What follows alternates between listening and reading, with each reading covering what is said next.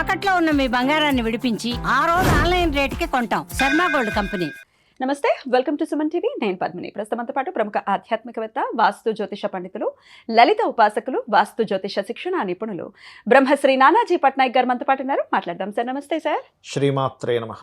Sir, ఉన్నటువంటి ద్వాదశ రాశుల్లో పవర్ఫుల్ రాశి ఏది అని అంటే చెప్పటం ఒకంత మీరైతే కష్టం చెప్పరు, కానీ అడుగుతున్నాను. ఎందుకంటే ఈ రాశిలో పుట్టడం డెఫినెట్గా ఈ పవర్ని తీసుకొస్తుంది. మీరు ఇట్లా మీ లైఫ్ని కనుక రూల్ చేసుకుంటే, లీడ్ చేసుకుంటే డెఫినెట్గా మీకు కలిసి వస్తుంది అనే విధానం ఉండాలి కదా సార్.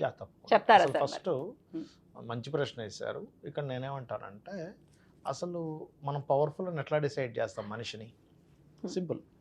వాళ్ళు ఉండే కెరియర్, వాళ్ళకు ఉండే ధైర్యము, వాళ్ళు సాహసోపేతమైనటువంటి పనులు చేయడం మూలంగా వాళ్ళు మోస్ట్ పవర్ఫుల్. అమ్మో చాలా పవర్ అండి, చాలా ధైర్యవంతుడు అండి, ఆయన చాలా మంచి క్యాడర్లో ఉన్నాడండి అంటే ఏమిటి? థర్డ్ హౌస్ ధైర్యం, అండ్ 10th హౌస్ వాళ్ళ ప్రొఫెషన్.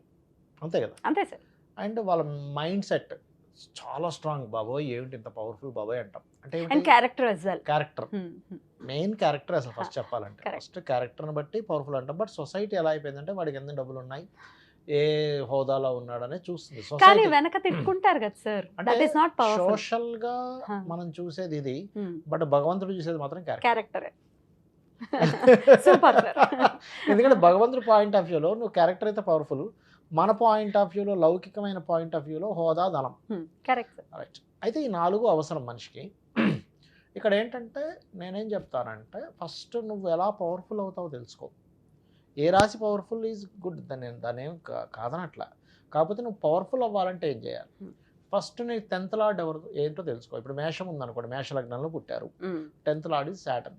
సాటర్న్ యొక్క ఎనర్జీ పెంచుకోవాలి, దెన్ ఆటోమేటిక్గా నువ్వు పవర్ఫుల్ అయిపోతావు.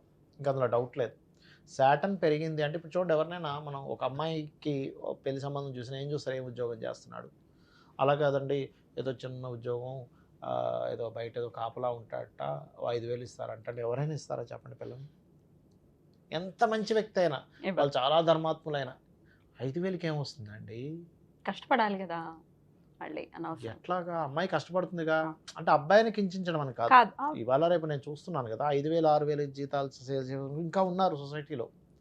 చిన్న చిన్న శాలరీస్కి 5,000 6,000 శాలరీస్. అంటే వాళ్ళ ఇంట్లో ఏంటంటే అమ్మ, అబ్బాయి కూడా ఇంకో దగ్గర ఎక్కడో 10,000 చేస్తాడు, ఆ హస్బెండ్ కూడా ఇంకో దగ్గర చేస్తాడు. అందరూ కలిపి ఒక 20,000 25,000 తెచ్చుకుంటారు ఇంటికి. చిన్న ఇంట్లో ఒక సింగిల్ బెడ్రూమ్లో, ఒక రూమ్లోనే ఉంటారు.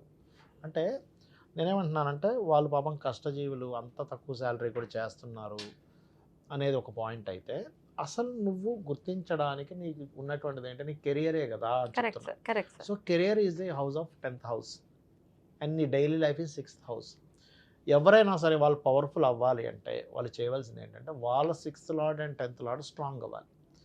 అలా ఒక్కొక్క లగ్నానికి 10th అండ్ 6th లార్డ్స్ కనుక స్ట్రాంగ్ అయితే దే బికమ్ ఏ పవర్ఫుల్. ఇంకా వాళ్ళని కొట్టేవాళ్ళు, వాళ్ళని అందుకునే వాళ్ళు ఎవరు లేరు.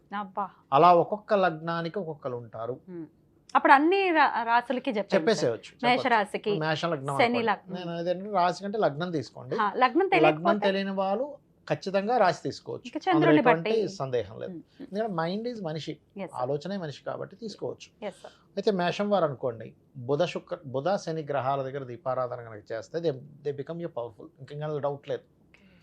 బట్ 10th లార్డ్ 10th హౌస్లో ఏదైనా పాపగ్రహం ఉండి పాడైందా, దానికి కూడా దానం ఇవ్వడము చూస్తారు. అంటే కామన్గా మేషం వారికి 10thలో ఏది నీచపడుతుంది? గురువు నీచపడతాడు. లేకపోతే ఏదైనా ఒక పాపగ్రహాల సంబంధం ఉంటే, సర్వసాధారణంగా ఏంటంటే పాపగ్రహాల సంబంధం 10th హౌస్లో కెరీర్ మీద గొడవలు, కెరీర్ మీద ఎఫెక్ట్ ఇస్తూ ఉంటుంది. సో ఈ 2 గ్రహాలకి దీపారాధన చేయండి. రెండవది వృషభం వారికి కనుక చూసుకుంటే, వీళ్ళు శుక్ర శని గ్రహాల దగ్గర దీపారాధన చేయాలి. లగ్నాధిపతి, దశమాధిపతి ఆర్ షష్టమాధిపతి. అండ్ అనదర్ థింగ్, మిథునం వారు కనుక చూసుకుంటే వీళ్ళు కుజ గురు గ్రహాల దగ్గర దీపారాధన చేయాలి. కుజుడు గురువు. కర్కాటకం వారు అగైన్ మళ్ళీ కుజ గురువే, ఎందుకంటే వీళ్ళకి ఇటు నుంచి 610 అయితే వాళ్ళకి అటు నుంచి 610 అవుతుంది కర్కాటకం వారికి. సింహం వారు శుక్రుడు శని 6th and 10th లార్డ్. ఈ గ్రహాల దగ్గర దీపారాధన చేసి చక్కగా ప్రదక్షిణ చేసుకొని, అదే ఆలయంలో ఉన్న స్వామివారికి, అమ్మవారి దగ్గరికి వెళ్ళి కూర్చొని, నా పూర్వజన్మ కర్మ వల్ల దేనివల్ల నేను ఎదగలేకపోతున్నాను, పవర్ఫుల్ అవ్వలేకపోతున్నాను అని చేస్తే ఖచ్చితంగా అవుతారు, ఇంకా అందులో డౌట్ లేదు. అలాగే కన్యవారు కనుక చూసుకుంటే శని బుధ గ్రహాల దగ్గర దీపారాధన. అండ్ మనకి తుల. తులవారు కనుక చూసుకున్నట్లయితే గురువు చంద్ర.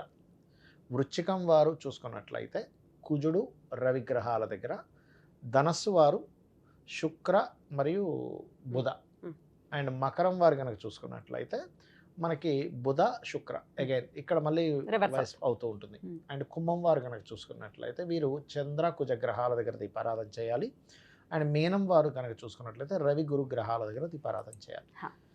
అయితే ఇవి 6th and 10th లాట్ అవుతాయి ప్రతి లగ్నానికి.